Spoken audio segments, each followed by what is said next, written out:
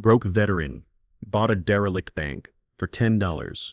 What his dog found in the vault shocked the entire town. Datan. Rain hammered Hollow Ridge in a cold, steady pulse as the crowd closed around the auction table. Jack Harlan stepped forward with a veteran's narrow patience, old wounds visible on his face. Rusty, his German shepherd, moved close, ears pricked, nostrils testing the humid air. The auctioneer slid a worn deed across rotting wood. $10 bought a claim on a building everyone else had abandoned. On South Main, the bank squatted like a low, sleeping animal. Masonry flaked and stained, windows boarded from past panic.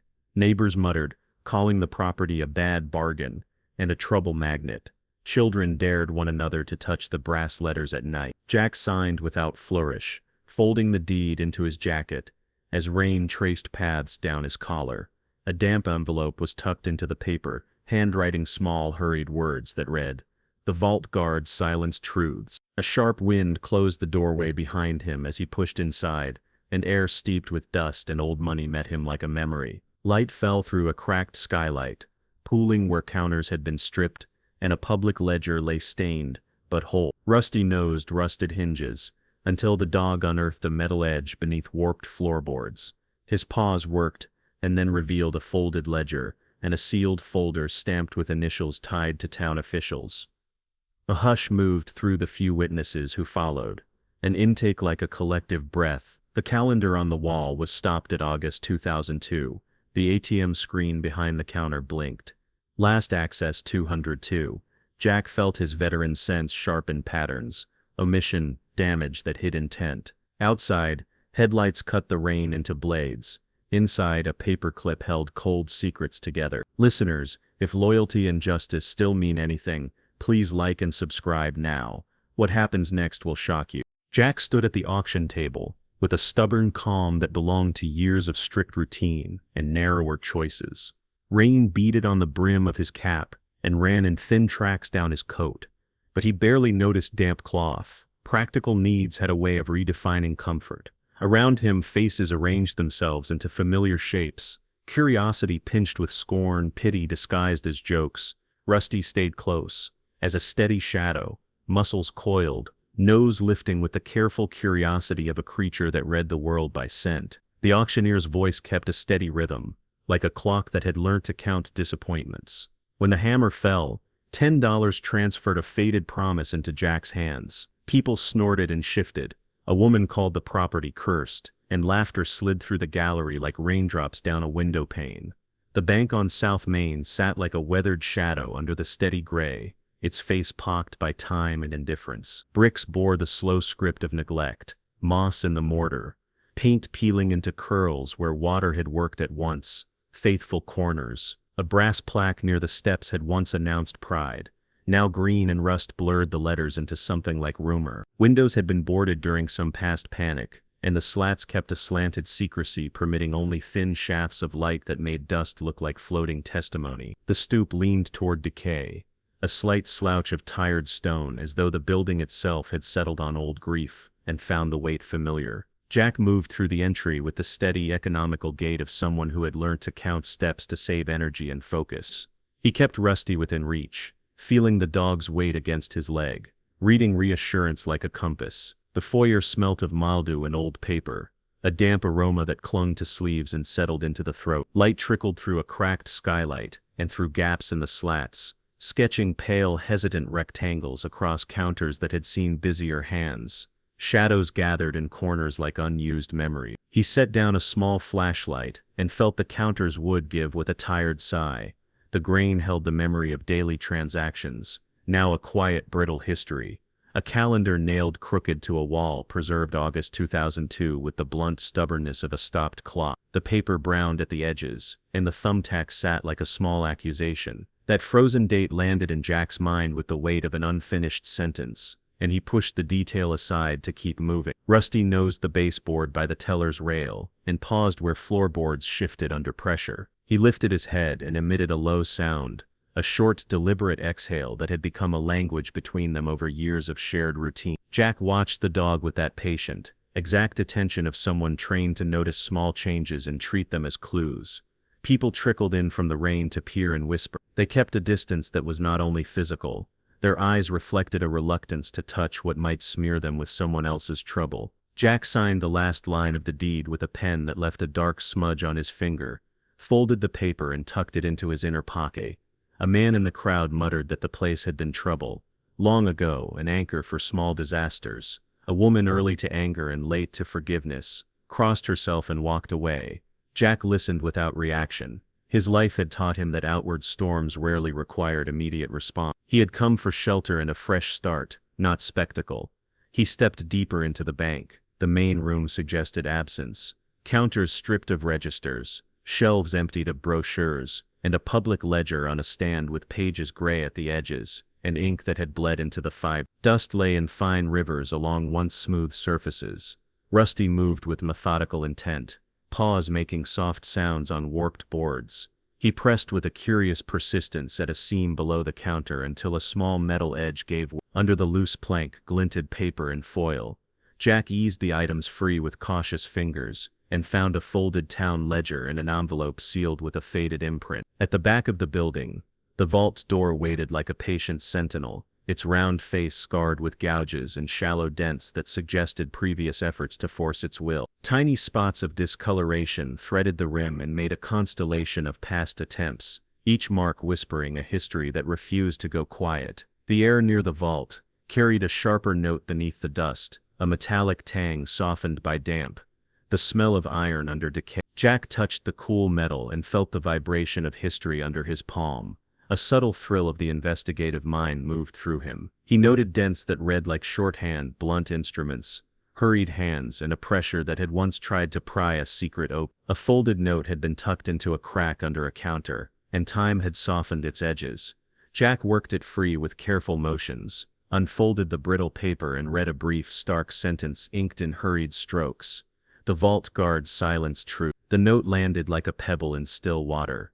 Conversation thinned and a hush moved through the room as if the walls themselves had leaned forward to listen. The phrase suggested protection by force, the deliberate quieting of voices, and the masking of something someone considered dangerous to reveal. Rusty pressed his head against Jack's thigh, seeking both warmth and permission to pursue the scent that had made him restless. Jack replayed the line in his mind while the dog traced a vent near the vault, nostrils working. A faint chemical edge hovered there, burnt paper under dust, an odd dryness like heat had once met water. The hint implied a struggle to erase or destroy, then a hasty attempt to put out the flame, the town's own hand at damage control. Those small sensory details sharpened his veteran instincts, patterns of omission, the cadence of staged silence. He catalogued each clue on the fly, the way training taught officers to build a map of cause and consequence from scattered fragments.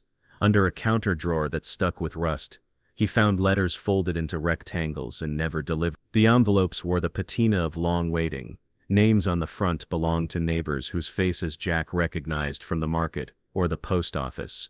One envelope bore Mrs. Delaney's name in a careful hand. He opened it and read a brief plea for help about a withdrawn balance the bank had listed as served, but which had not reached its owner. Another document contained a stamped notice that had not been mailed, eviction threats preserved in a moment that never reached the intended recipient. Each piece stitched a pattern of small losses, missed wages, closed opportunities, and the quiet bankruptcy of everyday life. Connections began to suggest themselves in the scatter. A clip bearing a consortium's embossed initials, a ledger page with columns interrupted in 2002, and a stamped seal that matched the envelope found earlier. The room's artifacts started to fit like pieces of an imperfect puzzle. Jack felt the stir of righteous anger that blends with curiosity when an injustice touches faces he knows. He thought of neighbors who counted on that ledger, retirees, small shop owners, people who trusted that an institution would safeguard their savings. The sense of betrayal rooted in that breach tightened his resolve. Outside, rain kept its steady percussion on the roof, and on the road, headlights smeared across puddles, the town's familiar shapes blurred into a wash of light. Inside the bank, Jack methodically began to document what he found. He reached for a small camera he always carried, lifted pages and letters and photographed details that might vanish under haste or fire. Each shutter click folded a private fact into a record. Rusty watched the process with a calm that steadied the room more than the presence of outside. People lingered at the threshold, their curiosity anchored by a cautious respect. Jack organized the small tasks into an improvised plan: inventory the letters, log seals and initials, photograph ledger pages, and secure any items that looked like evidence of neglect or intent. He moved through the rooms with a patient precision that matched the slow rhythm of the rain outside. The act of documenting felt like rescue, a way to pull truth from the edges of rumor and make it withstand scrutiny. With the deed warm against his chest and the note's stark sentence folded into his thoughts, he readied himself for the slow work of unraveling what the vault had been guarding. He prepared to uncover the truth. Jack dragged the generator through the rain and into the bank, its frame slick with droplets. He set it on a pallet, opened the rusty fuel cap, and coaxed life from a machine that had not heard a cheerful engine song in years. The motor surged, then settled to a reliable thrum that filled the empty rooms with practical sound. Extension cords crawled across warped floorboards, vanishing beneath counters and around teller stations, until Jack reached the battered ATM resting like a relic against a tiled wall. He clipped leads to a terminal, turned a dial and felt the machine take the breath of power. The screen blinked, and then showed a short, stubborn message. System locked. Last access 202. The line hung there like a timestamp that refused to lie. Rusty moved as if he understood the urgency. The dog nosed at a seam beneath the counter and scraped until wood shifted and a small hollow answered. Paper edges peeped from the dark. Jack crouched slowly, careful not to disturb the scene more than necessary, and eased the bundles into his light. The envelopes were folded into neat stacks, each one addressed in handwriting that read like memory. Neighbors, shopkeepers, retirees, names that set small bells ringing in his mind. He opened the first with practiced hands, fingers steady despite the room's sudden gravity. Jack read and listened. He let the letters speak first, letting faces fill his mind while he cataloged dates, amounts, and signatures. The handwriting varied, some neat, some rushed, but the ache was consistent. These were not angry manifestos, but small, earnest pleas written by people who expected institutions to honor basic contracts. His veteran training translated those fragments into patterns. Dates clustered near 202, seals that matched a downtown firm, and entries erased and later penciled in as if someone had tried to tidy an inconvenient ledger. The repetition of that single year felt like an index finger tapping a spine. Look here. He photographed pages methodically, one frame for each envelope, and tagged images with shorthand notes. His hands moved with practiced economy. Emotion stayed behind his eyes while his mind worked through cause and consequence. Rusty nosed a sealed envelope that contained a faded passbook and then a wrinkled statement where numbers had been altered by careful erasure. The dog's persistence uncovered a small metal clip stamped with municipal letters. Jack held the clip up to the light and traced its faint embossing, the kind of small detail that often points to larger organizations. Neighborhood voices added context when curious townspeople crossed the threshold. A woman who had dismissed Jack earlier now pointed to a name and whispered a memory about a closed account. A delivery driver recalled a memo from years back that mentioned an audit and then a hush. The crowd's earlier scoffing folded into a brittle concern. Jack asked questions without accusation. His tone was steady, precise, and aimed at building a timeline rather than inflaming anger. People answered in fragments and gestures, offering receipts from drawers and canceled checks rescued from shoeboxes. As evening moved toward dull night, the ATM continued to blink its stubborn message. That small electronic pronouncement, "System locked. Last access 202," felt like a headline anchoring the whole scene. It suggested a cutoff point, a sudden halt to ordinary service that matched the stopped calendar still nailed to the bank wall. Standing amid this collection of detritus, Jack sensed an organized hand at work. Documents bore subtle signs of alteration, ink that did not match older handwriting, pages smoothed and restitched, and seals pressed in ways that implied official sanction. The pattern read not as chaos but as careful construction. The generator hummed like a steady heart while Jack arranged findings into piles labeled by year and type. He created a quick inventory on a scrap pad, sealed notices, altered ledgers, redirected transfers, and a folder stamped with initials matching the clip found beneath the counter. He numbered envelopes and photographed each set twice for redundancy.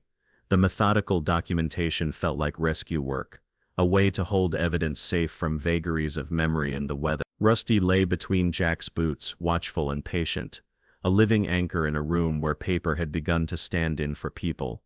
Among the envelopes, Jack found one written in a trembling hand that narrated a life-altering withdrawal. The author described trusting a bank for a lifetime, then watching balances wobble and vanish while clerks offered evasions. Another letter, folded with care, pleaded for help from a young father who had lost money meant for his daughter's tuition. These small testimonies gave weight to documents otherwise sterile with numbers. Each plea made the abstract theft concrete, rendering the ledger's columns into real nights of worry and phone calls that went unanswered. Jack made calls while his hands moved, reaching out to a clerk he remembered from the county archive and to an old friend who still understood how municipal seals and signatures traveled through bureaucracy. He avoided dramatic words and asked for records, cross-checks, anything that would either corroborate or contradict the pattern. The responses he received were uneasy. Some records had been archived, others flagged confidential, and a few were listed as missing. Those words, missing, confidential, landed in the room with more force than any accusation. They suggested closure imposed from above or files deliberately sequestered. The room's mood shifted as the inventory grew. Neighbors who had come for gossip remained for fact-finding, handing over unseen paperwork stored in drawers for years. A retired teacher produced a canceled check that did not align with her memory of the transaction. A small business owner showed a remittance stub that matched an account number that, when traced, led nowhere. Patterns multiplied until they formed a map of misdirection. Jack felt the familiar pressure that accompanies discoveries implicating systems rather than single individuals. He paused to breathe, letting the generator's hum and Rusty's warm weight remind him that the work ahead required patience and proof. He affirmed his immediate priorities: preserve fragile documents, catalog evidence, and seek archival confirmation. He wrote the day's actions on his pad and tucked photographs into a labeled envelope for secure transfer. Before he left the building that night, he smoothed a page flat, looked once more at a paper signed by a neighbor who had trusted the bank for decades, and felt the human cost press against the technical clarity of numbers. He set the labeled envelope into a metal box and sat for a moment, letting the room's hush settle quietly. Rain tapped a steady rhythm on the roof as he traced names and dates, drawing faint lines between entries until a pattern began to appear. Each matched signature narrowed the scope: stalled audits, memos that ended in silence, and records that stopped in tooth. His training urged caution, evidence required verification. Rusty returned with a crumpled receipt. A woman from the doorway handed over another document and said the teller had promised a solution years before. Jack checked a stamp and found a diversion mark that redirected funds to a holding account. That line shifted the ledger's story from clerical confusion to deliberate rerouting. The letters became faces: a widow relying on a fixed deposit, a father saving for a child's tuition, a retired worker counting on monthly checks. Numbers took on weight, and absence became visible. He slid pages into clear sleeves, labeled each with name and date, and treated fragile paper like testimony. He phoned a county contact and asked about archived records. The reply was careful. Some files were archived, others were flagged confidential, and several were listed as missing. That word "missing" settled on the room like a charge. Jack breathed and steadied himself, aware that the next steps demanded patience and proof. Before he left, he faced the thin crowd in the doorway and said, without flourish, "Ever stumbled on a secret that shook your world? Drop it in the comments." The suggestion felt like a small invitation to memory.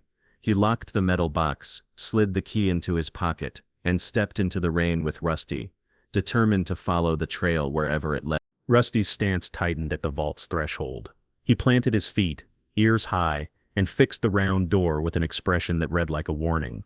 Jack approached with careful steps, flashlight carving a narrow cone across weathered steel. The face of the vault bore gouges and shallow dents that mapped attempts at entry, each nick a note in a ledger of hurried hands. He ran a gloved thumb over one gouge and felt the metal's cold ridges. Detail spoke: angle, depth, spacing, and evidence of tools that had tested the surface. Near the base, a faint ring of discoloration caught his eye, a dull trace of ash that shifted color where the beam skimmed it. He crouched and inhaled through his mouth to steady his senses. The scent of old smoke mingled with damp paper. It was not a full conflagration, but a targeted scorch, as if someone had tried to damage records and then hurriedly smothered the flames. Traces of char clung to metal and grout like fossilized memory. Jack photographed the area and logged the pattern in a small notebook, mindful that careful notes could outlast hurried memory. A vent set into the vault's side exhaled a soft mechanical hiss when he placed a hand near its grill, a tiny breath that sounded recent. Rusty's nostrils flared, and he pawed the cover with growing insistence. The dog's reaction made the hairs along Jack's forearm rise. Scent memory in animals carried authority that human assumptions sometimes missed. He prized the grill loose with delicate motions and peered inside. The interior smelt of heat and iron, with a dry tang hinting at burnt paper and motor oil. He inspected screws and found tool marks consistent with a flathead, scored at a particular angle. Those small abrasions implied human intervention, not slow decay. If the vent had been opened in recent months, someone might have used it to vent smoke or to move material without leaving obvious traces at the main door. The theory tightened, a covert attempt to destroy evidence, followed by concealment. Rusty resumed probing along the floor, where vault met concrete. His paws found a narrow gap, and his claws teased out a sliver of lighter material beneath accumulated grime. Jack scraped away residue and uncovered fresh mortar dust and fine wood particles. The presence of sawdust and newly set cement within older decay suggested a recent repair or a concealed modification.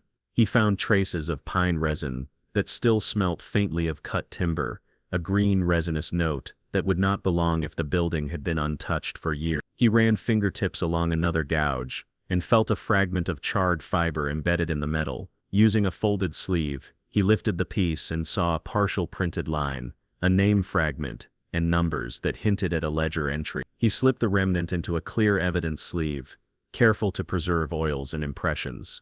Outside, rain kept time on the roof as town voices rose and fell like a distant tide. People gathered at the threshold, faces washed in wet lamplight, offering reluctant recollections of lost ledgers and closed accounts. A woman held up a torn notice that spoke of a diverted payment in a suspended audit. A retired clerk described a night when maintenance men had been called into the bank and then told to leave by someone with a polished badge. Stories layered into a pattern until a narrative emerged that demanded proof rather than rumor. Jack studied the vault's outer rim for manufacturing marks and found a partially stamped serial beneath corrosion. He photographed it carefully, tracking that number might reveal service dates or replacement logs, offering an anchor in time. He also traced faint scuff lines leading away from the door toward a rear wall. Those marks matched the path heavy objects would leave when moved, and then returned, suggesting a temporary breach or removal of a bulky item. He examined the vent again and found a smear of greasy residue that, when swabbed, left a faint oily trace smelling of burnt vegetable oil and combustion. That odor indicated someone had used a flame near paper and then attempted a quick extinguishment. The scale of residue pointed to a targeted limited destruction rather than indiscriminate arson. The evidence implied care and intent. Jack established a small evidence station, laying out pages rescued earlier and cross-referencing entries with the fragment pulled from the gap. Handwriting and initials matched styles seen on ledger pages, and the stamped clip found beneath the counter. Each match reduced the fog around the scene. His military training guided him to consider motives and access. Tool marks revealed skill. Skill suggested someone accustomed to metalwork or infrastructure maintenance. The neatness of the repair hinted at organized concealment, perhaps orchestrated by insiders rather than opportunistic thieves. He photographed every angle twice, slid fragile remnants into protective sleeves, and noted odors, smears and textures in tight, precise field notes. Rusty remained a steady sentinel, ears swiveling at the smallest change. When Jack crouched, the dog placed a paw against his shoulder as if offering silent encouragement in keeping panic at bay. He pried up the warped plank beneath a ledger shelf and discovered a bundle wrapped in oilcloth, edges singed but preserved. Inside, pages bore account numbers, transfer notations, and initials that matched earlier finds. Many lines remained legible despite partial scorching. The bundle tightened suspicion into resolve. If files had been partially burnt and then hidden, neglect alone no longer explained vanished funds. The pattern favored orchestration. He set a small metal box with collected items beside him, and cataloged each piece, labeling sleeves with dates, context and a brief note on condition. Jack listened to the vent's faint hiss again, pressing his ear to the grill to feel for vibration. Both tests suggested movement within a recent season. He listed priorities, traced the serial number, submit residue for lab analysis, interview maintenance staff and cross-check service logs against municipal records. Each task would require patient legal steps, subpoenas perhaps, but the pathway forward felt clearer than the fog of gossip. He pocketed a tiny charred fragment and placed the signed ledger into a lined envelope, before locking the evidence container. Jack stepped back into the rain with notes tucked away, and evidence secured, aware that this whispered breach had teeth. He would not let bureaucratic inertia bury the truth. With Rusty at his side, he began plotting a relentless inquiry that the town could not ignore. Jack found the microfilm machine in a back room that smelt of dust and metal, a relic beneath a sagging shelf.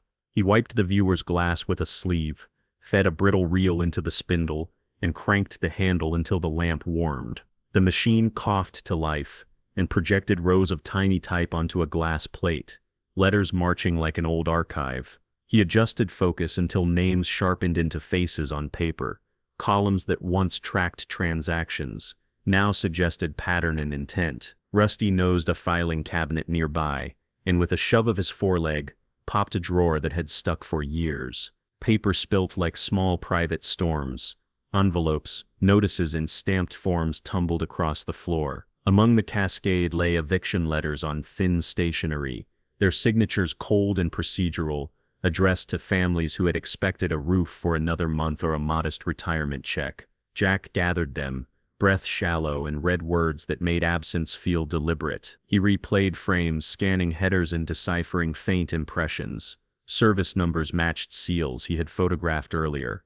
A clip stamped with municipal initials linked a routed account to a private holding. Jack stared at a column where an entry diverted a municipal pension into a shell account. He ran a finger along the projected line, as if steadying the fact into the present. The betrayal felt intimate, because victims were neighbors he recognized. Rusty returned with a folded notice between his teeth, tail moving slow like a metronome. Jack unwrapped it and found a stamped message declaring imminent eviction unless an owed balance appeared. He traced the addressee's name and remembered Mrs. Herman, who had taught literacy downtown. Memories of coffee and quiet conversation made the discovery personal. The microfilm showed columns selectively obscured. Someone had returned with instruments and edited records as if the ledger itself had been carved anew. Numbers were smudged, lines lifted and retyped, and some entries carried a faint overprint that hid signature. The manipulation indicated knowledge of archival processes and access to originals. That meant the scheme had involved more than clerical error. It required access and intent to conceal. He compiled names from the film and cross-referenced them with letters at his feet. A pattern emerged. Pensioners, single parents and small business owners. Those with limited means had lost sums that, when added, formed an account large enough to fund an opaque holding. Jack photographed frames, annotated margins with dates, and transferred images to his laptop for backup. Neighbors trickled in as word spread. Some brought supporting documents kept in shoeboxes for years. A retired mail carrier produced stamped envelopes that never reached recipients. Postmarks matched microfilm date. A former teller recalled a night in 2002, when a senior manager insisted on a locked drawer and refused to explain why. Those recollections stitched together with the film's evidence into a pattern that suggested intention rather than neglect. The scale unsettled him. Millions, when summed across accounts and redirected transfers, suggested institutional malfeasance rather than isolated theft. Jack called an old friend at the county records office and described the findings with measured words, focusing on serial numbers, stamped initials and the year clustering around 2. The contact promised to search archives and confirm whether ledgers matched the frames Jack had captured. Returning to the viewer, he slowed the reel until marginalia became legible. Maintenance notes, stamped clearances and an embossed seal corresponding to a private firm later listed as an unmarked holding. Evidence coalesced into a structure with people at nodes, managers, third-party handlers, and perhaps public officials who either acquiesced or collaborated. The idea that community trust had been weaponized startled him. Rusty nosed a second drawer, and uncovered folded bank statements with figures circled in an unfamiliar hand. The circled amounts aligned with microfilm entries, forming a ledger bridge between projected frames and tangible paper. Jack photographed the match and listed immediate actions: secure originals, document chain of custody, and create a secure digital archive. One folded note from March 2002 belonged to a widow who relied on a fixed deposit for medical costs. The microfilm showed a processed withdrawal while bank statements lacked any matching credit. Another packet contained a father's plea about tuition funds that disappeared after a teller assured him the transfer was withdrawal completed. A grocer's ledger carried transfers circled in a hurried hand that left accounts empty during harvest. Those documents turned columns into nights of worry. Jack handled evidence with care. He assigned reference numbers, photographed originals twice for redundancy, and copied microfilm frames to 2 encrypted drives. Fragile pages went into protective sleeves and then a locked metal box. Rusty lay at his feet watching. Jack listed next steps: contact a forensic accountant, secure sworn statements, request archival verification, and consult a lawyer. Neighbors who had mocked his bargain began bringing items from shoeboxes, canceled checks, stamped receipts, and unpaid notice. A retired teacher produced an uncashed check. A laundromat owner showed a remittance stub. A market cashier recalled a memo instructing transfers be rerouted. Each piece tightened the case from numbers into lived loss. Jack photographed connections and organized an inventory intended to survive legal scrutiny. He prepared to share findings with authorities and the community. As evening fell, more townspeople arrived, delivering fragments rescued from attics, canceled checks, stamped receipts, and handwritten canceled checks. Notes. A small business owner produced a remittance stub linked to a rerouted payment. A retired custodian named a maintenance crew that had worked in the building months before and then vanished from official logs. Those contributions created connective tissue among the evidence. He reached out to a former investigator and discussed subpoenas, forensic accounting, and chain of custody protocols. Evidence had to survive legal scrutiny. The plan required witnesses willing to testify and documents verified against independent sources. Back at the viewer, Jack paused on a frame that showed a ledger header with a penciled note: redirect per memo 12. That date anchored the pattern. Anomalies clustered around late 2002, suggesting a coordinated effort timed with administrative change. Rusty pushed forward a thin brochure with municipal contacts scratched out. Jack cataloged altered records, redirected funds, and a network of documents that suggested deliberate concealment. He labeled each item, slid fragile pages into protective sleeves, and loaded digital copies into encrypted folders. Before leaving the bank, Jack gathered microfilm frames copied to his drive, stacks of notices sealed in sleeves, and a notebook with meticulous notes. He walked through the main room once more, noting the stopped calendar and the boarded windows, imagining mornings when people trusted otherwise. His throat tightened thinking of those who had never recovered savings, of pawned heirlooms, and missed appointments. The injustice had a weight he could not ignore. He paused at the threshold, held up his phone to capture a final image of the projected ledger, and turned to the small crowd. Without theatrics, he asked in a steady voice, "Has a find ever reshaped your view of home? Share below." The query landed like an offering, inviting memories rather than verdicts. With Rusty at his heel and evidence secured, Jack stepped into the rain, determined to pursue truth. Clara arrived at the bank, carrying a small leather passbook, wrapped in tissue, her cardigan faintly scented from long practice washing. She opened the book with hands that trembled, and the small room fell hushed as neighbors leaned forward to listen. Jack sat with a notebook on his knee, and Rusty at his feet. The dog's steady presence steadied the air and encouraged memory. Clara explained that the passbook had once contained modest savings meant for medicine, repairs, and small comforts over many years. When entries disappeared, everyday needs narrowed and ordinary routines turned into anxious calculations. She learned to count pennies and then truly discovered missing coins. She traced dates with a careful finger, matching them to frames Jack had captured on microfilm reels in the bank's back room, and the two records aligned in worrying ways. The passbook's columns displayed blank rows adjacent to stamped notations that signaled withdrawals processed on paper, but not reflected in account balances. Clara spoke of visiting a teller who offered practiced rias, and of letters that produced polite replies without resolution. Those phrases now rang like excuses. They had been told audits would settle matters, she said, and to wait patiently. Waiting had become a slow erosion of trust. Rusty nudged her knee when she named a specific withdrawal, recorded as paid while her account remained unchanged, and the simple nudge coaxed a faint, rueful smile. She described canceled doctor visits, a pantry that shrank, and a daughter's college application deferred. Numbers on a page had reshaped ordinary life into a sequence of hushed losses. These small losses translated ledger columns into nights of worry and mornings of diminished hope for people the town recognized and admired. Men who had worked on the building for demolition and maintenance now spoke with hesitant voices and roughened hands stained by oil and years of labor. A foreman remembered a night in late 2002 when unmarked trucks arrived after dusk, and plain-suited men presented credentials with a seal none of the crew recognized. The visitor ordered structural work paused, and insisted certain sections, including spaces near the vault, remain untouched. The crew complied because their job was to follow direction. They later sealed vents and disguised access points. Actions that felt less like safety measures and more like interventions designed to obscure activity. A technician produced a folded memo that requested bolts be replaced with plated covers and seams resealed.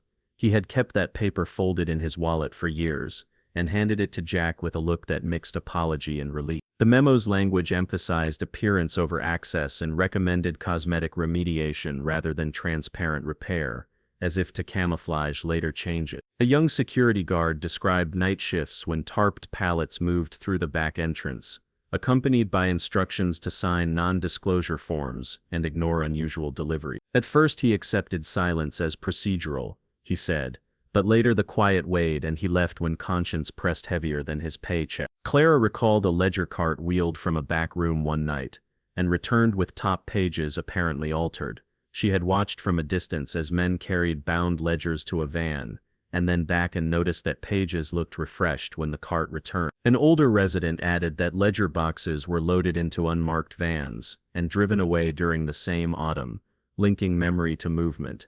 These recollections matched anomalies Jack had documented on film, transforming rumor into corroborated evidence rather than idle gossip. Jack worked methodically, translating recollection into a timeline by matching names to receipts, dates to microfilm frames, and memos to entries on ledger copies. When he displayed a photograph of residue scraped from a vent grill, the foreman recognized the substance and admitted it had been painted over at someone's instruction. Small details that once seemed incidental began to align into a pattern suggesting deliberate concealment rather than casual neglect. Neighbors brought shoeboxes of canceled checks, unpaid notices and stamped receipts saved from anxious years.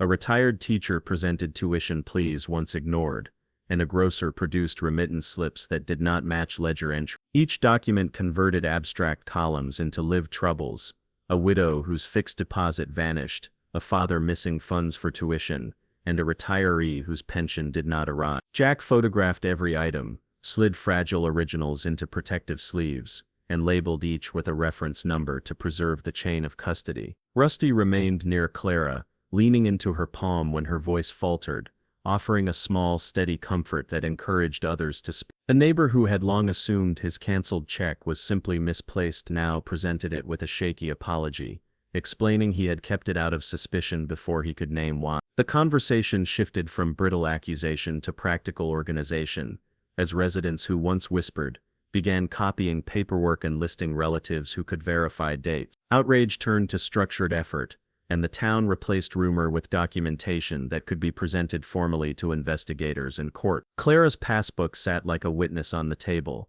Jack photographed pages showing withdrawals coded as processed, while account balances told a different story, and slid the book into a protective sleeve, labeled Exhibit 1. He explained the next steps clearly: create encrypted digital backups, consult a forensic accountant, capable of tracing redirected transfers, and arrange sworn affidavits from witnesses willing to testify. The plan provided a channel from grief to action, giving people agency beyond lament and gossip. Before leaving, Jack asked those present to write brief statements recounting interactions and dates. Hands moved slowly but deliberately, and each note landed in his folder. He promised to compile a formal chronology, linking documents to witness accounts, and to seek archival confirmation of ledger records, reflective of the microfilm frames. Rusty nudged the folder once as if endorsing the effort, then settled with the calm that had steadied the room all afternoon. Claire accepted Jack's offered arm, paused on the stoop,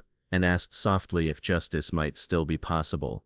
Jack met her gaze and said, "We will make sure the story is heard." Her fragile smile showed relief. The town breathed and braced together. Workers also confessed that a demolition planned months earlier had been halted when a man in a black suit arrived after dusk and showed credentials stamped with an unfamiliar agency seal. He ordered structural work paused and warned explicitly, "Do not touch the vault," language that the crew interpreted as directive, not suggestion. Shortly after, vents were shellacked and seams resealed, actions clearly indicating prevention of discovery rather than routine maintenance. A foreman admitted signing a quiet non-disclosure, and one laborer recalled a faint burn odor near a service vent, and wet rags carried away in haste. Those details indicated a constrained, targeted attempt to conceal activity rather than indiscriminate damage, suggesting inside coordination and specific intent. Jack connected the stopped tear and sealed vents to the cluster of microfilm entries dated in late 2002,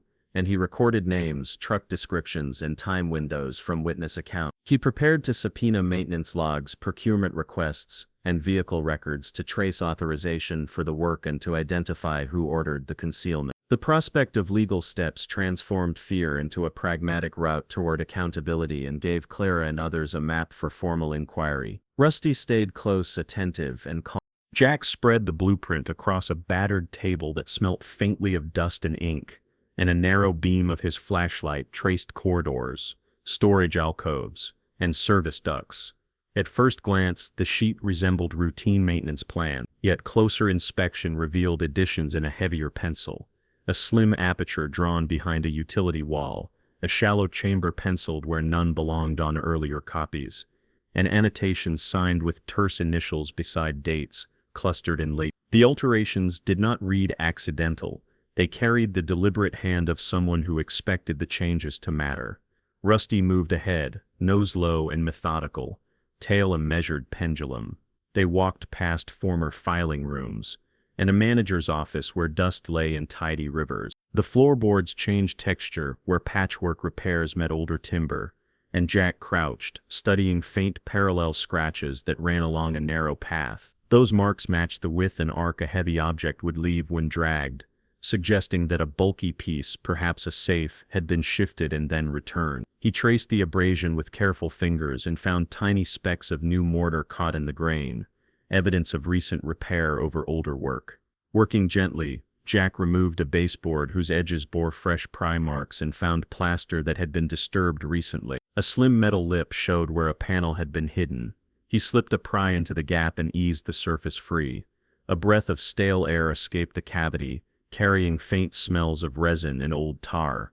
Behind the panel, a narrow stair descended into a compact chamber hidden from casual inspection. Jack descended slowly, Rusty padding close, and felt that hush which announces a place meant for concealment. The chamber's floor held a circular plate whose bolts had been recently disturbed. Metal filings had gathered nearby as though someone had filed bolt heads to fit a cover snugly. He pried the plate and revealed a shallow compartment lined with tar paper. Inside lay an oilcloth bundle, with small scorch marks along its edges, as if it had been briefly exposed to flame and then quickly wrapped. Jack unfolded fragile envelopes, account lists, and abbreviated notes written in hurried hands.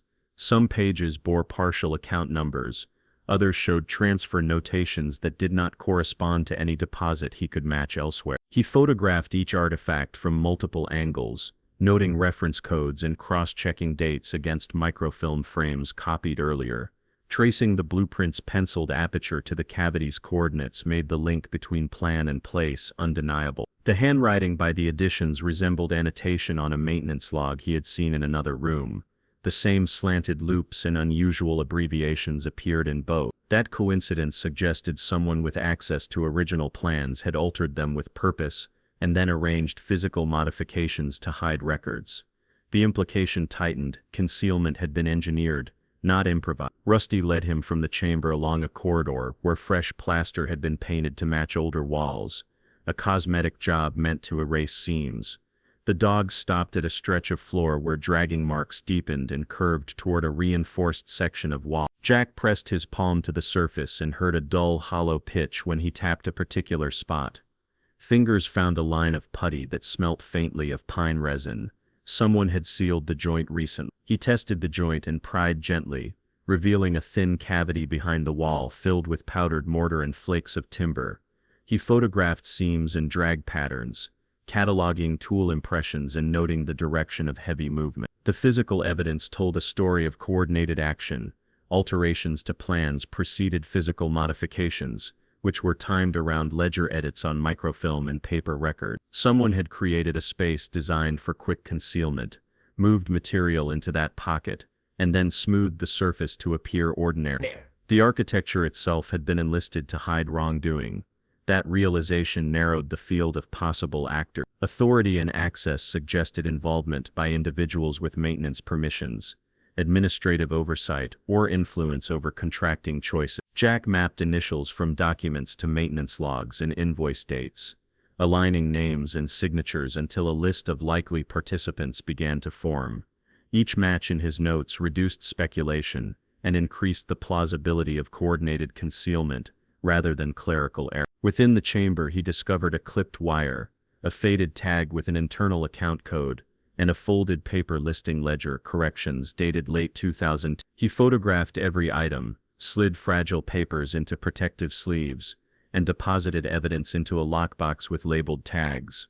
Rusty lay nearby, head on crossed paws, offering a steady presence that steadied witnesses and reassured neighbors who lingered at the threshold. Jack considered risk while he worked. Revealing structural concealment could prompt swift countermeasures, rushed demolition under fabricated claims, assertions of contamination, or efforts to discredit local witnesses. To counter such moves, he organized a precise protocol: duplicate digital records on encrypted drives, document items with multiple high-resolution photographs, collect trace samples for laboratory analysis, and notify a trusted investigator experienced in complex financial crime. He cataloged chain of custody steps as he moved, wrote timestamps beside each photographed item, and recorded conditions that might affect later forensic testing. Before resealing the panel, he collected a tiny charred fragment and placed it into an airtight tube, then sampled a section of putty for chemical analysis. He noted a faint solvent trace and stored swabs for lab submission. He matched the altered blueprint coordinates to serial numbers stamped faintly beneath a nearby service cover, and recorded the correlation in his log. Each physical detail provided a lid he could follow through procurement records and maintenance invoices, until threads converged on names and timestamps. When he replaced the baseboard, he did so with care to minimize visible signs of disturbance, then rolled the blueprint and placed it in a weatherproof tube. He double-checked that the lockbox containing recovered evidence was secured, encrypted copies were duplicated to 2 drives, and labels were clearly logged. Rusty nudged the box as if approving the precautions, then settled with slow breathing at Jack's feet. Outside, the rain blurred the town into smeared halos of lamplight, while inside the bank a precise architecture of concealment had been exposed. He paused at the doorway and looked back at the sealed seam, feeling how fragile truth could be when built into building. The work ahead would demand patient retracing of procurement lines, interviews with maintenance crews, and subpoenas for service records. Yet the discovery of a hidden chamber and a blueprint bearing recent edits shifted the case. It was no longer mismanagement or accident. It spoke of intent and craft, of decisions made to hide evidence and rewrote funds. Jack tucked the rolled map into his jacket, clipped the lockbox to his belt, and checked his notes again. Rusty rose and bumped his leg, a small insistence to move, and Jack stepped into the rain with steady purpose. He would not rest until the town received answers and accountability now. Rain outside turned the street into a smear of light and motion, as booted feet thudded on battered floorboards. The first crash came through the front door, a violent slam that sent a shower of splinters across counters and awoke a panic lodged in the building's bones. Masked figures moved like shadowed machines, efficient and brutal, carrying containers that glinted under the bank's weak lights. Odor rose in a heavy pulse, petrol, smoke, and a chemical sting that hooked lungs and memory. Rusty exploded into motion, barking with precise urgency, body low and eyes fixed on a corner where two intruders worked a seam near the vault. Jack's training condensed into a series of actions: locate the threat, preserve fragile evidence, and move people away from immediate danger. Flames snaked along wooden beams as the intruders pushed deeper, and a roar of heat met Jack halfway. Rusty tugged at his sleeve and yanked toward the panel Jack had pried weeks earlier. The dog's insistence cut through indecision. With gloved fingers, Jack levered the panel free and exposed the chamber they had found before. Oilcloth bundles lay within, edges scorched but intact. Shouts and the crash of falling debris turned the room into a chaos scored by fear and a single steady aim: preserve whatever could still survive. An intruder swung a length of pipe, and light from the spreading fire carved the man's silhouette into the air like a moving accusation. Rusty barked again and darted between legs, nudging neighbors toward the exit, as if shepherding lives rather than property. The flames found oxygen and answered with a fiercer hunger. Smoke roared under the ceiling and traveled like a dark river toward the skylight. Heat pushed against Jack's chest while ash spattered his face. He tasted metal and old paper. He clamped a wet towel over his mouth, knelt, and pulled the last bundle from the compartment. Fingers blackened but steady. A neighbor coughed, eyes wide, and Jack handed over one sleeve, before turning to the vault, where an intruder had set a smear of burning rag. He used the coat on his arm to smother the small blaze, and then pried at a filing drawer that jammed. Paper flew soft and brittle into the air. He snatched what he could and shuffled toward the doorway, where a corridor spilt cold rain-sliced light. Outside, a siren wailed distantly, as if the town had only now realized the enormity of the moment. Jack moved through a corridor heated with smoke, ankles sticky, where water dripped from a sprinkler system that had begun to fail under intense heat. A stray beam collapsed with a report that stunned for a second, and concrete dust fell like dry snow. Rusty kept close, licking a neighbor's hand, and then returning to press his shoulder against Jack's knee, lending a small, fierce calm. At the rear of the main hall, Jack found a charred ledger half fused into a mass. He pried the edges with care and managed to pull free several pages that remained legible. He photographed them under his flashlight, documenting a sequence of transfers with numbers that matched the microfilm frame. Each rescued page felt like a rescued life, names returned from absence into the light. The intruders, realizing their work faltered under Jack's resolve, began to throw fuel onto corners not yet touched, trying to widen the fire's claim and drown any trace in flame. One of them lunged toward the vault's exposed rim, but Rusty intercepted with a collision that sent both man and dog sprawling. The intruder cursed and staggered back, clutching a bleeding knuckle, while Rusty rose and barked, unbound. Neighbors helped ferry salvaged items into a truck parked beneath a dripping neon sign. Wet sleeves and shouted names organized the rescue into a method that felt like a small triumph amid disaster. Jack wedged a board against a collapsing shelf to steady a stack of envelopes, and worked with a retired librarian to sort them into piles labeled by name and date. The librarian's hands were precise, despite smoke's sting. She read names aloud and folded each paper into protective envelopes, with a tenderness that felt like ceremony. Flames licked a tapestry of corporate letters on a wall, as inside voices chanted names into memory like a litany against erasure. Jack kept moving, each decision tight and urgent.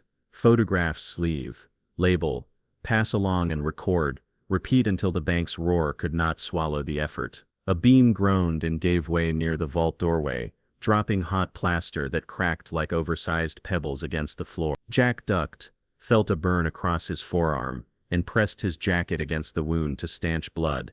He refused to stop despite the pain. Rusty nudged his hand and licked his knuckles, a quick reassurance that steadied him long enough to carry on. Out on the street, bystanders formed a wet chain, hands passing packages and files into awaiting arms, so items could be moved towards safer storage. Someone had the presence to pull a tarp over a pile of rescued documents, shielding fragile paper from both rain and falling ember. An approaching engine's bright lights cut across the street as firefighters arrived, boots thudding and hoses unrolling in a practiced rhythm that turned chaos into an ordered response. Firefighters moved with shout and pulley, aiming streams at the main blaze while others helped evacuate remaining people and check for injury. Jack handed the sealed lockbox to an officer and recited what he had recovered, naming files and describing the hidden compartment from which they had come. He insisted that retrieved items be logged by serial number, and offered duplicates of his photographs and encrypted drives to ensure redundancy. The officer nodded,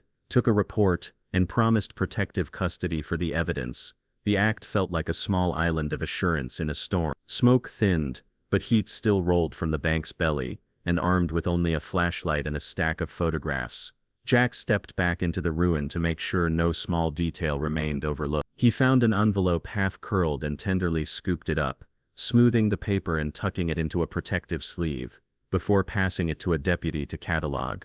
Neighbors sang names and dates into the night as if to build a memory strong enough to resist future erasure. In the aftermath, with firefighters battling the last pockets of flame, Jack stood shivering under a street lamp, rusty at his heel, and watched the bank's silhouette crack red against the sky. He felt the weight of loss and the lift of preservation folded together. The building might burn, but the evidence would survive if properly preserved. He flexed his fingers and pressed his palm flat over the lockbox, feeling the collected fragments within as if they were The town's resolve hardened.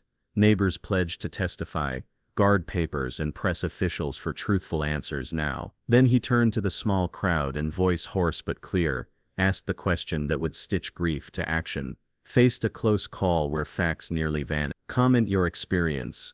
Answers trickled in like small fires of solidarity, messages of rescue and memory, and the town began to catalog not only loss, but also the acts that had prevented total erasure. Jack's careful compilation of documents, photographs, and sworn statements carried weight beyond paper. These items bore names of neighbors and proof of losses. When he delivered a sealed box of originals to a federal investigator, the agent examined exhibits with a focus shaped by experience. The inquiry proceeded steadily. Subpoenas were issued, server logs extracted, maintenance contracts reviewed, and microfilm reels cross-referenced with the recovered ledgers. Each verified detail tightened the narrative and narrowed avenues for plausible deniability. Courtroom preparations became a town effort. Witnesses organized folders, practiced concise statements, and met with counsel to ensure testimony matched documentary records. Jack explained every step he had taken to preserve the chain of custody, how photographs corroborated ledger entries and how the hidden chamber on the altered blueprint linked to physical modifications he had documented. Clara arrived at legal sessions clutching her passbook inside a protective sleeve. Her hands trembled once as she opened a page that had once held steady balances. Neighbors offered quiet support, bringing receipts and canceled checks they had kept for years. Indictments followed the investigation. Senior managers and contracted operators were accused of conspiracy, fraud, and obstruction. Some locals protested at the courthouse, fearing reputational damage to families who had served the town for years, while others demanded accountability. Subpoenas drew reluctant cooperation from offices that had once been opaque and generated documents previously misfiled or concealed. The chain of custody Jack had preserved proved crucial. His meticulous cataloging of where and when items were found removed opportunities for opponents to dismiss evidence as planted or tampered. The trial itself felt less like a spectacle and more like careful reckoning. Media vans lined the curb, but inside the courtroom the focus remained human. Neighbors recounting nights of worry, a retired teller recalling unusual directives, and forensic accountants explaining diverted flows. Clara's testimony became central. She turned pages of her passbook to show blank entries and pointed to dates when withdrawals recorded on paper did not match credited balances. Her voice shook at first, then gained strength as she described missed prescriptions, postponed repairs, and the small humiliations of asking why promised money never arrived. Prosecutors layered evidence logically. Microfilm frames displayed alongside recovered notices, bank statements cross-checked with canceled checks, and matched signatures tying transfers to shell accounts. Defense counsel challenged procedures and suggested clerical error, but the mosaic of testimony and physical artifacts made a coherent case. Witnesses corroborated one another. A maintenance worker remembered sealed vents. A former manager recalled orders that halted demolition, and a delivery driver testified about unmarked vans moving ledger boxes at night. The collected testimony transformed suspicion into a narrative prosecutors could present with clarity. Outside, townspeople gathered each day, their presence a reminder that this was not an abstract financial dispute, but a series of personal losses. Rusty became a familiar sight at community vigils.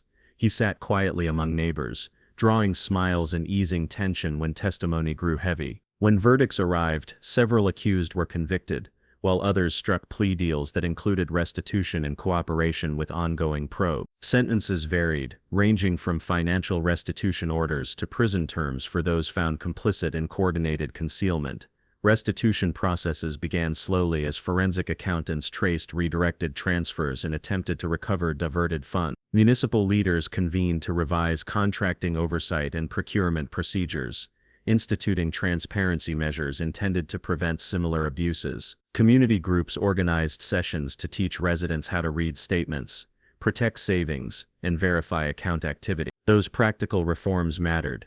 They transformed outrage into civic improvement and created barriers against repetition. Jack and Rusty were not interested in fanfare. Local reporters ran short features about the veteran and his dog, emphasizing determination over spectacle. The town organized a modest recognition for volunteers who had cataloged documents and provided affidavits. Folding tables bore casseroles and coffee as neighbors shared stories of long nights at the bank. Clara attended and accepted the quiet gratitude of a community that had rallied around her. Her passbook, once a symbol of loss, became evidence displayed with respect and a small ceremony that acknowledged collective effort. Even as justice advanced, unanswered questions remained. Audits continued, and investigators pursued linked cases across county lines, hinting at networks beyond Hollow Ridge. Some records proved incomplete.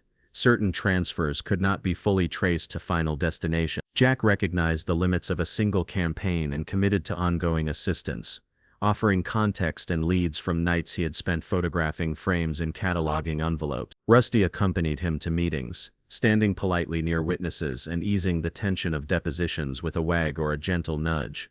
The town changed in practical ways. New oversight boards were formed, municipal contracts required public posting, and legal clinics offered pro bono consultations for vulnerable residents. Clara received modest restitution that eased medical bills and allowed necessary home repair. A ceremony recognized the community's effort and reminded everyone that collective vigilance could protect ordinary lives. For Jack, the trial's outcome affirmed that persistence and careful documentation could yield accountability and restore faith in civic process. But the arc of truth remained incomplete. Investigators hinted at additional caches of files and correspondences still unaccounted for.